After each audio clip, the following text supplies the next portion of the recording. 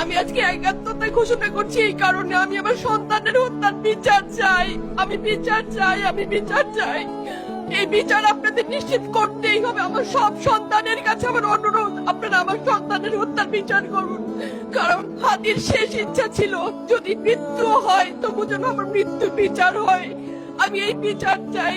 ইনসাফের বাংলাদেশ চাইলে যদি মৃত্যুবরণ করতে হয়, আর কত রক্ত দেবে আমাদের সন্তানেরা?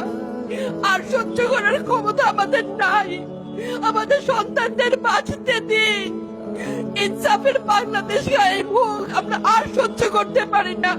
প্রশাসনের কাছে, সবার কাছে একটাই মাত্র অনুরোধ, আমাদের বাচ্চাদের বাঁচতে দিন, আমাদের ইনসাফের বাংলাদেশ দিন।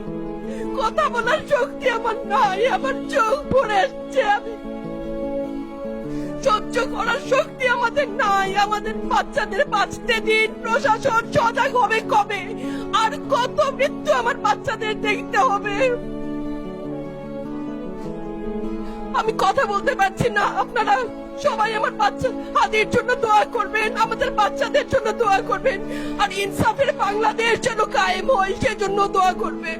আসসালামু আলাইকুম।